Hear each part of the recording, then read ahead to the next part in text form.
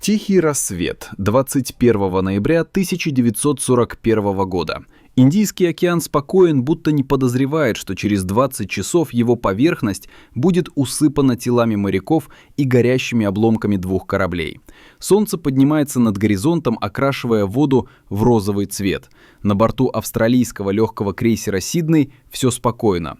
480 человек экипажа – опытные моряки, многие прошли не один бой. Они уверены, враг далеко, океан под контролем. Капитан Джозеф Бёрнетт пьет кофе на мостике, обсуждает с офицерами курс. Все идет по плану. Никто не знает, что в 100 километрах к западу уже движется их убийца. Этот убийца выглядит как безобидное торговое судно.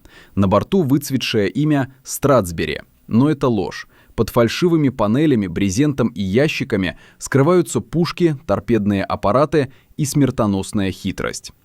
Немецкий вспомогательный крейсер «Корморан» идет под чужим флагом, изображая голландское торговое судно. Его задача – действовать в одиночку в глубине океана, охотясь на торговые пути Британской империи. За последние месяцы он потопил 22 корабля, и ни один враг не догадался, кто наносит удар. Капитан Теодор Детмерс – человек с безупречной выправкой и холодным умом. Ему 32. Он знает, если его разоблачат, ни у него, ни у его команды нет шансов. Встреча с боевым крейсером для маскированного рейдера – смертный приговор. Но приказ есть приказ – идти под ложным флагом, бить врага из-под тишка, исчезать. В 6 утра он поднимается на мостик и приказывает держать курс на юго-восток. Погода идеальна для обмана. Ровное море, ясный горизонт, легкий ветер. «Пусть думают, что мы торговцы», — произносит он тихо. На Сиднее в этот час дежурный сигнальщик замечает силуэт на горизонте. Незнакомое судно идет пересекающим курсом. Радио молчит. По правилам капитан Бёрнетт приказывает установить связь визуально. «Опознайте судно». Моряки берут бинокли. Флаг вроде голландский. Никаких причин для тревоги. Вахта расслаблена, матросы шутят. Наверное, очередной грузовик с бананами. Никто не знает, что их судьба уже решена. Через 8 часов это безобидное судно превратится в огненный ад. На Корморане тишина. Команда по тревоге давно на местах. Но внешне все спокойно. Лениво вращаются лебедки, слышен скрип металла. Под палубой напряженные люди у пушек, готовые сорвать маскировку по первому сигналу. Детмерс ждет момента, когда противник подойдет достаточно близко.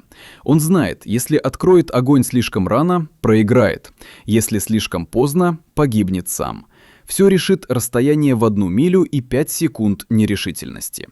К полудню корабли сближаются. Сидней идет уверенно, не подозревая ловушки. Офицеры обсуждают флаг, пытаясь распознать порт приписки. Капитан приказывает подойти ближе, проверить документы. Это стандартная процедура, ничем не примечательная. Ложная безопасность висит в воздухе. Радио Корморана продолжает молчать. Стратсбери отвечает семафором на вопросы, притворяясь растерянным торговцем. Несколько сигнальщиков на Сиднее замечают странности. Флаг кажется чуть не тем, буквы на борту неровные, как будто нарисованы вручную. Но кто станет проверять каждую деталь, если вокруг пустынный океан? Около 13 часов капитан Бёрнетт решает приблизиться еще на полмили. Ошибка, ставшая роковой. В этот момент на Корморане слышится тихая команда. Готовность первая. Под ложным флагом натягиваются тросы, под панелями скользят пушки. В машинном отделении кто-то шепчет молитву. «Если они заподозрят, все кончено», — говорит старший механик. В кают-компании матросы делают вид, что чистят палубу, но каждый знает, через несколько часов начнется то, что войдет в историю как самая загадочная морская дуэль Второй мировой. В 13:30 солнце стоит в зените, вода ослепительно сверкает. С Сиднея вновь подается сигнал «Назовите порт назначения». Ответ приходит с запозданием. Флаговая комбинация, которой не существует ни в одном справочнике. Офицеры смотрят друг на друга, напряжение растет. Кто-то говорит «может, это просто ошибка», другой шепчет «а если нет?». Капитан Бёрнетт молчит. Время будто остановилось. Между двумя кораблями всего 1,5 мили. Через 60 секунд ложная безопасность рассыплется в пепел, и океан впервые за много недель услышит гром орудий, спрятанных за вымышленным именем. Но пока солнце, ровный ветер и полное ощущение мира. На корморане кто-то достает карманные часы. Стрелки показывают 14:00. Через 47 минут один из этих двух кораблей уйдет на дно. 14 часов 27 минут. Корабли идут почти параллельным курсом. Сидней сбросил скорость, чтобы не насторожить торговое судно. На палубе чувствуется ленивое ожидание. Все выглядит буднично. Солнце жарит, моряки прикрывают глаза ладонями, наблюдая за загадочным голландцем. Никто не знает, что каждая секунда сближения делает выстрел корморана все смертельнее. На мостике немецкого рейдера капитан Детмерс стоит неподвижно, взгляд прикован к приборам. Он ждет, пока противник подойдет на расстояние прямого выстрела. Его офицеры затаили дыхание. В трюмах лежат ящики с тротилом и минами. Если сражение пойдет плохо, корабль превратится в огромную бомбу. Детмерс это знает, но выбора нет. Он был обучен воевать обманом, и сегодня этот обман достиг совершенства. На Сиднее капитан Дёрнет снова подает сигнал. «Передайте секретный код идентификации». Ответа нет. Минуты тянутся мучительно, флаг не поднимается, и в этот момент в груди командира впервые вспыхивает тревога. «Почему они молчат?» – спрашивает он. Сигнальщик не отвечает, только пожимает плечами. Радиооператор докладывает. Судно не отвечает по эфиру. Тишина. Секунды превращаются в свинец. На корморане раздается голос. «Пора». Детмерс выдыхает и дает команду. «Спустить флаг. К бою». В одно мгновение брезентовые щиты падают, словно занавес на сцене. Из темных ниш выдвигаются 6 150 миллиметровых орудий. Маскировка исчезает, и из безобидного торговца возникает чудовище войны. В ту же секунду на Сиднее кто-то кричит «Это немец!» Но поздно. Первый залп корморана разрывает воздух, снаряд пробивает мостик Сиднея, убивая офицеров связи. Второй удар попадает в носовую башню. Взрыв, ослепительный, гулкий, будто раскололось небо. Сидней отвечает через 20 секунд, но его прицел сбит, снаряды уходят мимо. На палубе горят люди, по воде летят обломки металла и тела. Вся мощь крейсера, весь порядок службы рассыпается в хаос. И все же австралийцы не сдаются. Артиллеристы переносят огонь вручную. Третий залп попадает в корморан, разрывая корму. Взлетает масло, пламя охватывает палубу. Немцы отвечают снова. Вокруг вой огня, дым, крики. Через несколько минут обе машины почти обездвижены. Корабли полыхают, как два умирающих зверя, сцепившихся насмерть. В 16 часов 20 минут. Неожиданная тишина. Орудия Сиднея замолкают. Детмерс приказывает прекратить огонь. Он видит, как австралийский крейсер поворачивает, словно пытаясь уйти. Его силуэт наполовину скрыт дымом. «Может, они спасаются?» – шепчет штурман. Но через минуту раздается новый взрыв. На Сиднее детонирует погреб боеприпасов. Огромный столб пламени поднимается в небо, видимый за десятки километров. Море вскипает от жара. Волны несут обугленные обломки, фрагменты флага, бочки, тела.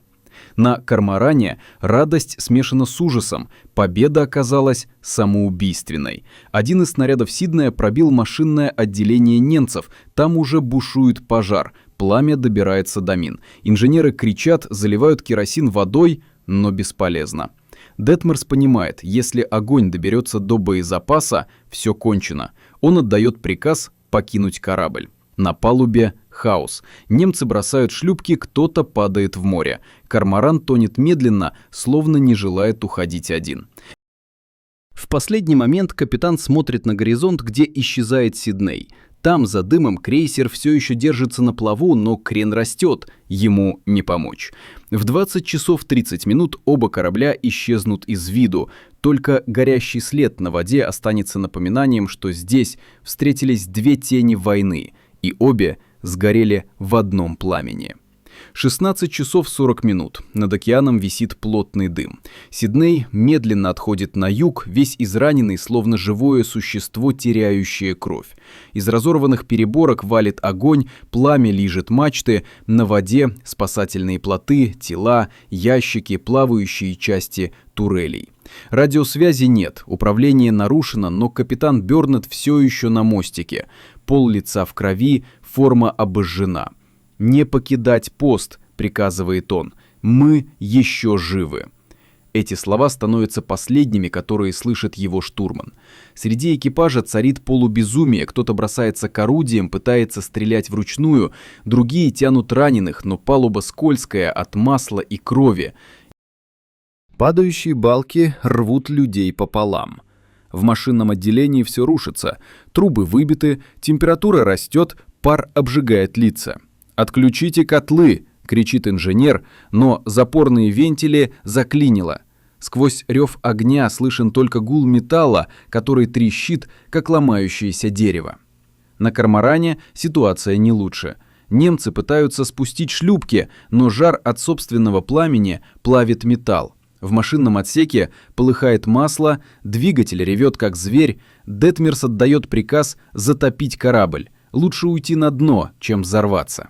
Люди бегут на палубу. Многие бросаются за борт прямо в горящее море. Волны вокруг пылают голубым пламенем керосина. Вокруг крики, молитвы, треск дерева. «Быстрее!» — орёт капитан. Он видит, как одна из шлюпок переворачивается, унося 7 человек. Ему хочется помочь, но уже поздно. В 17 часов 5 минут на Седное происходит новый взрыв. Сдетонировала башня А. Нос разрывает пополам, огонь выходит наружу фонтаном, волна жара прошибает все живое на палубе. Сигнальщик Лесли Джеймс, 20 лет, успевает прыгнуть за борт. Его последние мысли не о себе. Он видит флаг Австралии на корме, полуобгорелый, но все еще колышущийся на ветру. Он думает, пусть хоть флаг не сгорит. Через несколько минут его накрывает волной, и он исчезает. Крейсер уже не управляем. Руль заклинило, скорость падает, электроэнергия отсутствует. В темнеющем небе мелькают искры от горящего металла. Вода, попадая в трюмы, шипит, как кипящее масло. На мостике Бёрнетт понимает, корабль не спасти. Он приказывает приготовить шлюпки. Но ни одна из них не может быть спущена, механизмы разрушены. Люди остаются на палубе, глядя, как море медленно поднимается. Тем временем корморан уже тонет. 18 часов 10 минут. Пламя добралось до минного склада. Детмерс стоит у борта, в руках компас. Он знает, что если взрыв произойдет, волна накроет всех, кто рядом. Он отдает последний приказ – покинуть судно. Сам спрыгивает в воду. Через минуту рейдер содрогается. Серия взрывов рвет корпус. Пламя поднимается на сотни метров. Когда дым рассеивается, от гордого корабля остаются лишь обломки и горящие нефтяные пятна. Ночь опускается на море. Вокруг сотни людей в воде, немцы и австралийцы, враги, которые больше не воюют. Их объединяет холод и страх. Крики о помощи затихают один за другим. У Детмерса губы посинели, но он держится за кусок дерева. Где-то вдали горит горизонт, там, где умирает Сидней. Капитан смотрит на свет и шепчет. Он тоже не выживет. К 19 часам огонь на крейсере почти погас. Лишь редкие вспышки озаряют мертвую палубу. Ветер усиливается, и корабль начинает крениться. Вода льется через пробоины. На борту среди искореженного металла сидит радист, которого чудом не задело. Он повторяет в эфир одно слово. Помощь, помощь. Но радио молчит. Сигнал уходит в пустоту, теряется в ночи. Через 10 минут антенна сгорает окончательно. Когда часы показывают 20:00, Сидней поворачивается носом к волне, как будто кланяется морю. Потом медленно оседает. Последнее, что видно, вспышка света из иллюминаторов и белый столб пара. Через мгновение все исчезает. Вокруг тишина. Только волны, перекатывающие обломки, и слабый запах гари. Из 2 кораблей, встретившихся под чужим флагом, не осталось ничего, кроме пепла и холодной воды. 20 часов 30 минут. Ночь уже полностью окутала океан. Небо без звезд. Лишь дым и туман от пожаров застилают горизонт. На месте недавнего боя — обломки, огонь на поверхности воды, редкие крики. Сидней исчез. Корморан тоже. Только волны помнят, где прошел их последний след. Но люди еще живы. Немцы, выбравшиеся в шлюпках и на плотах, дрейфуют посреди Черного моря. Среди них капитан Детмерс, дрожащий, но собранный. Он подсчитывает людей. 115. Остальные поглощены бездной. Он понимает, шанс спастись минимален. До ближайшего берега сотни километров. Вдалеке горят остатки мазута. Время от времени на воде раздается глухой хлопок. Взрываются цистерны, всплывающие из трюмов. Свет этих вспышек на мгновение освещает лица людей, измученных, обожженных, обезумевших от страха и соленой жажды. Один из матросов, Карл Хенне, тянет руку к огню, будто к теплу, но падает в воду и не всплывает. Его сосед шепчет молитву. У всех губы потрескались, пальцы белые от холода. Детмерс глядит в темноту. Он знает, что где-то там должны быть австралийцы, но никого нет. Корабль противника не подал ни одного сигнала бедствия. Радио молчало до конца. Почему, думает он? Может, они ушли на дно слишком быстро, может, капитан не хотел позора. Мысли крутятся, пока в голове не остается одна. Мы победили, но все проиграли. На рассвете появляются чайки. Море успокаивается. Плот Детмерса качается среди пятен мазута и трупов. Он видит тело австралийского моряка, прижатое волной к деревянной доске. На груди у того все еще блестит пуговица с гербом. Немец снимает фуражку, закрывает глаза. «Он сделал свое дело», — произносит он тихо. В этот миг их объединяет не ненависть, а поражение. Тем временем у берега Западной Австралии рыбаки замечают странный дым на горизонте. Радиостанции принимают обрывки сообщений от торговцев. Взрывы, огонь, возможно, бой. Но никто не знает, где именно. Только спустя сутки первые военные самолеты поднимаются на разведку, но находят лишь пустое море. Ни обломков, ни сигнальных ракет. Сидней исчез, как будто его стерли с поверхности воды. На третьи сутки после боя, когда солнце снова палит безжалостно, одна из немецких шлюпок достигает берега. Люди едва живы, их находят австралийские пастухи и вызывают военных. Немцы не сопротивляются. Детмерс сдает оружие и спокойно произносит: «Мой корабль погиб, ваш тоже». Офицеры не верят. Как торговец мог уничтожить крейсер «Империи»? Но капитан стоит на своем. «Я сделал только то, что должен был». Через несколько часов британцы находят еще одну группу выживших немцев. Они рассказывают то же самое. Сидней горел, уходил на юг, потом взорвался. Никто не видел спасшихся австралийцев, от их крейсера не осталось ничего. Эта весть потрясает весь флот. На базах объявляют тревогу, корабли выходят на поиски, но океан пуст. Ночью в лагере для военнопленных Детмерс записывает в блокнот: «Мы стали тенью. Победа без свидетелей — это не победа». Он не знает, что спустя десятилетия его имя будут произносить с ненавистью и восхищением одновременно. Он тоже заплатил цену. Каждый человек из его экипажа видел смерть слишком близко. И теперь, сидя под открытым небом, он слышит, как волны бьются о берег, будто отмеряя секунды оставшейся жизни. В ту же ночь военный штаб в Перте получает короткое сообщение. Связи с крейсером «Сидней» нет. Предположительно, потерян. Никто не верит. Но уже утром все подтверждается. Ни одного выжившего. 480 человек исчезли. Газеты назовут это самой большой тайной южных морей. Для родных моряков это не тайна. Это черная дыра, которая навсегда проглотила их имена.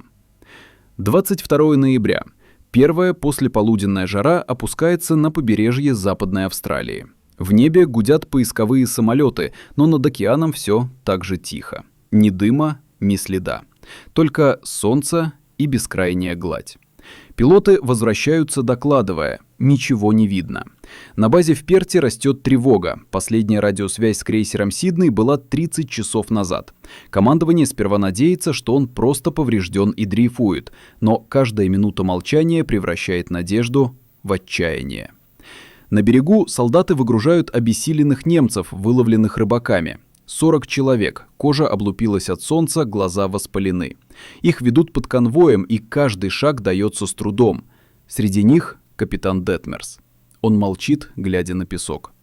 Командир базы спрашивает, где наш корабль, и получает спокойный ответ. На дне.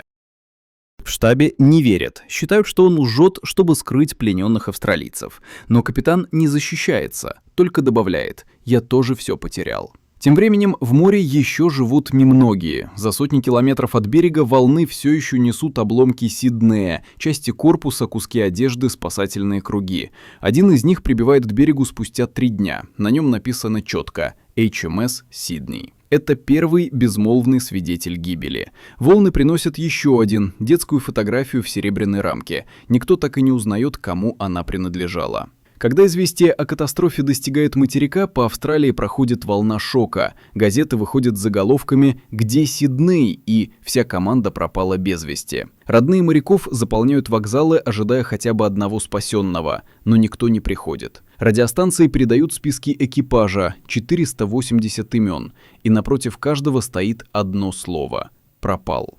Женщины плачут, дети спрашивают, когда вернется отец. Никто не знает, что ответить. В лагере для пленных Детмерс пытается записать ход боя, по памяти восстанавливая каждую минуту. Он рисует схему, ставит стрелки, подписывает. Время открытия огня — 14 часов 29 минут. Его рука дрожит, когда он пишет последние строки.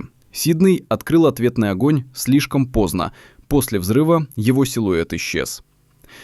Он кладет карандаш, будто совершил последнее признание. На следующий день его допрос повторяют.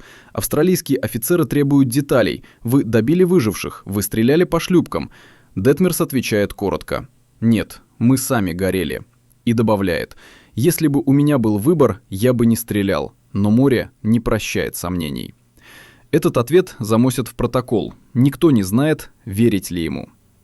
Через неделю находят первые тела. Их выносят на берег у острова Роубак. Море отдало лишь горстку погибших. Остальных оно оставило себе. На одном из тел часы. Стрелки остановились на 20 часов 47 минут. Тот самый миг, когда крейсер исчез. Для историков это станет доказательством времени гибели. Для семей — символом того, что все оборвалось за 1 минуту. В газетах начинают спорить, кто виноват, почему Сидней подошел так близко к неизвестному судну. Одни обвиняют капитана Бёрната, другие — разведку. Но чем больше слов, тем меньше ответов. Катастрофа превращается в загадку. Корморан был уничтожен, но в его гибели нет победителя, только море, которое стерло обоих. Когда ночь снова падает на океан, волны тихо плещут о берег. В лагере пленников один немецкий матрос шепчет: «Мы слышали их крики, они были такие же, как наши». Его сосед отворачивается, в темноте слышен только ветер и шорох песка. На небе ни одной звезды. Казалось, сама ночь не хочет смотреть на то, что сотворил человек. Так заканчивается день, в котором 2 корабля и почти 1000 жизней растворились без следа. Море забрало их всех. Равных, врагов и братьев, оставив лишь шепот волн, который будет повторять одно и то же слово веками. Зачем?